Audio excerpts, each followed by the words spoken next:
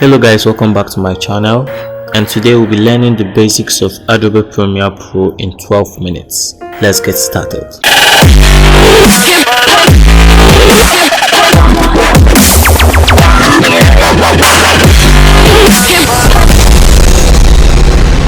So here we are. Once you open up Premiere Pro, it should look this way. So all you've got to do is to name your project to whatever you wish. So once that window opens up, the whole stuff should look this way, and make sure you're right here in the editing tab. Okay, so in subsequent times I'll be making more tutorials on video editing, so all you've got to do is to subscribe and stay tuned to watch every episode of the video editing tutorial I make. So over here we should have a full detailed layout. On the right side, the one above and below are called the timeline. On the left side, the one above and below are called the project panel. So to import a video in Premiere Pro, come over the one below in the project panel and double click there. It will automatically open up your file explorer. So once that video is imported, it should show down below here. Double click on the clip and it will automatically show on the one above in the project panel. So you could preview that by clicking on this button. So to import this video on our timeline, bring your mouse cursor anywhere in the screen, as you can see, okay, anywhere inside here.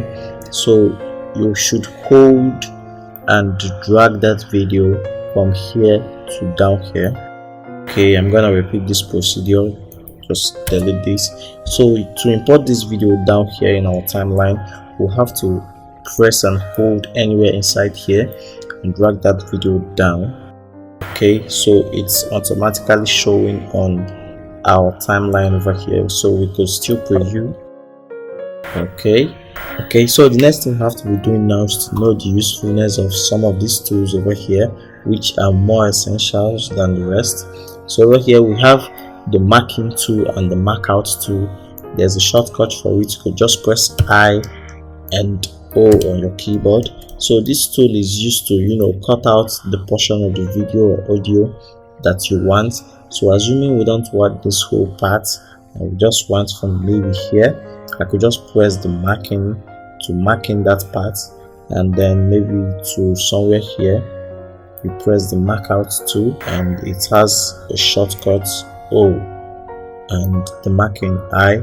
So when I import this over here, you can see that the rest of the video is gone. So it began wherever I started to marking and ended where I marked out. Okay, so over here too we still have another tool that is quite important. So it is called step back and step forward. It's used to preview or maybe take a video one step forward. As I'm clicking this right now, it's going one step forward, which is by 1 second, and the same thing is applicable to the other one. It's going one step back, which is 1 second back. So this is quite useful.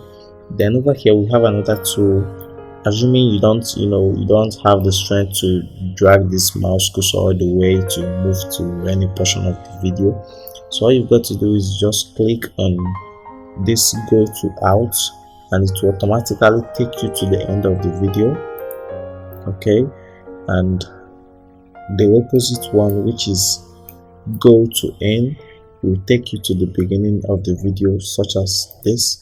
So these tools, we still have them over here in the timeline, and it does exactly the same thing. It's just that it's much easier to work on these stuffs over here in the project panel. Let's move over to the tools in the timeline, such as the selection tool, the razor tool, the hand tool, the pen tool, zoom, and the rest of them. Actually they are ones that are more basic and more important than the rest.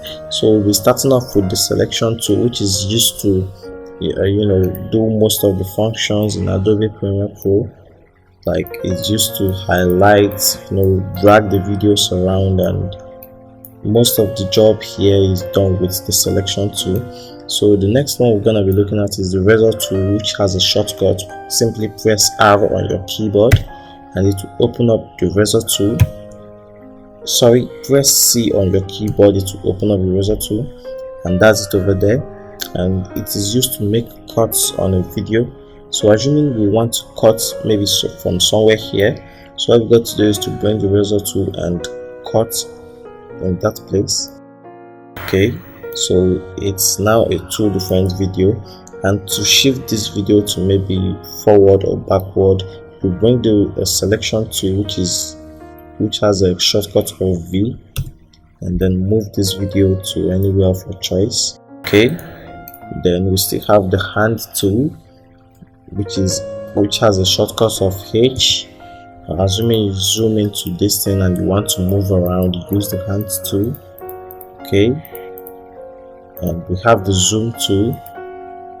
As time goes on, you will see the need of all these things and where they are applicable to, and there are the rest of them here, but for now we'll be discussing these ones which are more important and essential. So we'll be moving on to audio. Okay, once that opens up, double click on it and come over to drag audio only and take it down to A2 over here.